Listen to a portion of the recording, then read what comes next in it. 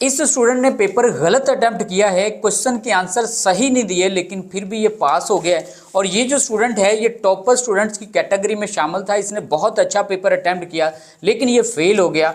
और ये जो स्टूडेंट है इसको एग्जामिनर पास करना चाहता था लेकिन फिर भी ये स्टूडेंट फेल हो गया। और ये फेल कैसे हुआ आप लोगों को दिखाता हूँ, पूरी जो रीज़न है इसके फेल होने की ये भी आप लोगों को समझाता हूँ, और क्राइटेरिया 100% मार्क्स लेने का ये आप लोगों को बताता हूं। और स्टूडेंट्स कौन सी ऐसी 6 गलतियां करते हैं जिनको अगर स्टूडेंट नहीं करेंगे तो गारंटी देता हूं कि बहुत अच्छे मार्क्स लेकर स्टूडेंट पास हो सकते हैं। अगर वो इस स्टूडेंट की तरह गलत भी क्वेश्चन लिखेंगे तो फिर भी एग्जामिनर उन स्टूडेंट्स को पास कर देगा। तो चलिए जनाब देख लेते हैं कि कौन सी ऐसी 6 मिस्टेक्स हैं जिनको अगर स्टूडेंट नहीं करेंगे बोर्ड के एग्जाम में तो वो बहुत अच्छे मार्क्स लेकर पास हो सकते हैं। बिस्मिल्लाहिर्रहमानिर्रहीम, अस्सलाम वालेकुम अजीज तलबा, मेरा नाम है प्रोफेसर नासिर अरफात नासिर और आप लोग देख रहे हैं मेरा यूट्यूब चैनल बहार इल्म टीवी। आज के इस वीडियो में हम आप लोगों के साथ 6 ऐसी मिस्टेक शेयर करने जा रहे हैं कि जिनको स्टूडेंट्स रिपीट कर रहे हैं बार बार तो वो फेल हो रहे हैं। अगर आप लोग इन 6 मिस्टेक्स को बोर्ड के पेपर में नहीं करेंगे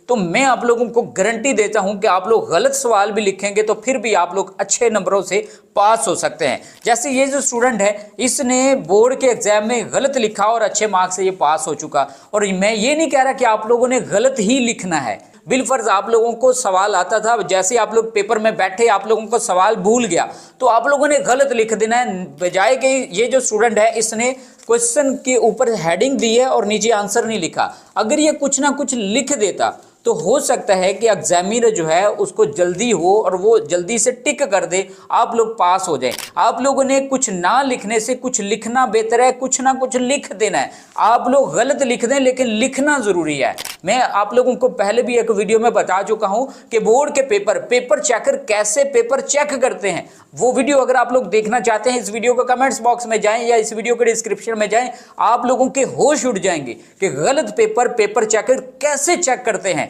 और कितने ही ऐसे टॉपर स्टूडेंट हैं जो बहुत अच्छा पेपर अटेम्प्ट करते हैं लेकिन वो फेल हो जाते हैं और पेपर चेकर की ही मिस्टेक्स होती हैं। आप लोगों ने मिस्टेक्स नहीं करनी। जो आप लोगों को ब्लंडर बताने जा रहा हूं जो स्टूडेंट्स बोर्ड के पेपर में करते हैं वो मिस्टेक्स आप लोगों ने नहीं करनी। तो कौन सी मिस्टेक्स आप लोगों ने नहीं करनी बोर्ड के पेपर में, तो जनाब आप लोगों को बताते हैं। पहली मिस्टेक जो आप लोगों ने नहीं करनी वो ये है कि आप लोग आंसर जो लॉन्ग होता है उसकी हेडिंग्स नहीं बनाते, आप लोग सब हेडिंग्स नहीं बनाते, आप लोग मेन पॉइंट्स को हाईलाइट नहीं करते, आप लोग गंदी सी राइटिंग के साथ मिक्स कर देते हैं मटेरियल, जो कुछ आप लोगों ने लिखा है वर्ड के साथ वर्ड मिक्स अप कर देते हैं।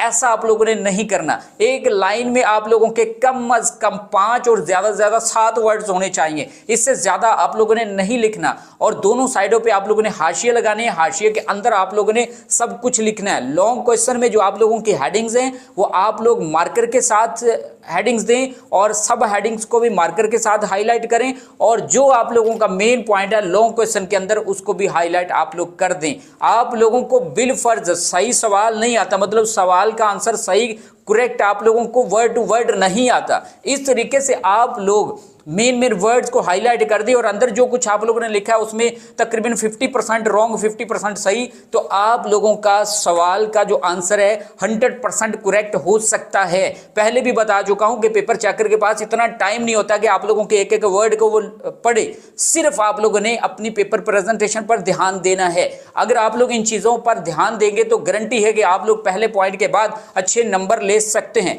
दूसरी जो गलती आप लोगों ने नहीं करनी वो ये है कि आप लोग पहले ही पूरे पेपर को रीड कर लेते हो। जब आप लोग रीड करते हो और पहला भी सवाल आप लोगों को आया, दूसरा भी आया, टिक करते गए आप लोग, और आप लोगों ने पहले सवाल पढ़ लिए। बिलफर्ज 20 सवाल है शॉर्ट क्वेश्चन, और शॉर्ट क्वेश्चन में से मतलब 20 शॉर्ट क्वेश्चन में से आप लोगों को 10 आते हैं और 10 पे टिक आप लोगों ने लगा ली, बाकी 10 आप लोगों को नहीं आते। तो उसी पर ही आप लोग सोचने पर मजबूर हो रहे होते हो, अपना टाइम वेस्ट कर रहे होते हो कि ये 10 मुझे क्यों नहीं आते, फिर सोचने लग जाते हो। ऐसा आप लोगों ने नहीं करना। जो आप लोगों को सवाल नहीं आता फिलहाल उसको छोड़ दें।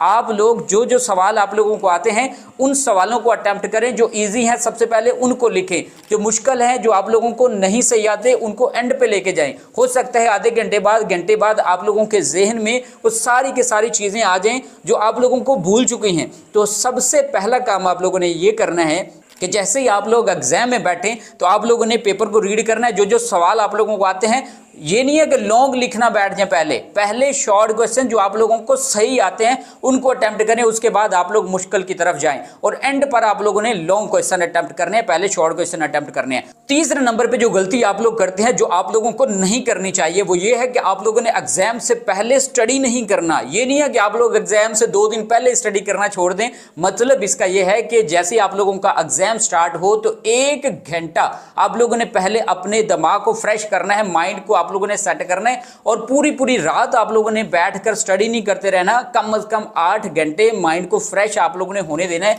ये ना हो कि आप लोगों का सुबह पेपर है, सारी रात आप लोग जनाब वो पढ़ें और सुबह एग्जाम के हॉल में जाके आप लोग सोना शुरू कर दें। तो ऐसा आप लोगों ने नहीं करना। खुद को आप लोगों ने फ्रेश भी रखना है। 1 घंटा पहले आप लोगों ने सारी जो बुक्स हैं सब कुछ एक साइड पे रख के आप लोगों ने रिलैक्स होना है और पानी आप लोगों ने पानी का इस्तेमाल आप लोगों ने ज्यादा करना है। इस तरीके से आप लोगों का जैसे माइंड फ्रेश होगा, आप लोगों की सोचने समझने की जो सलाहियत है वो बूस्ट होना शुरू हो जाएगी और आप लोगों ने जो कुछ भी पढ़ा है पूरे साल के अंदर वो सब कुछ आप लोगों के सामने शीशे की तरह आना शुरू हो जाएगा। तो ये काम आप लोगों ने जरूर करना है। चौथे नंबर पे जो मिस्टेक आप लोगों ने नहीं करनी वो ये है कि आप लोगों ने 2 नंबर का जो सवाल है उसके ऊपर 15 से 20 मिनट नहीं लगाने।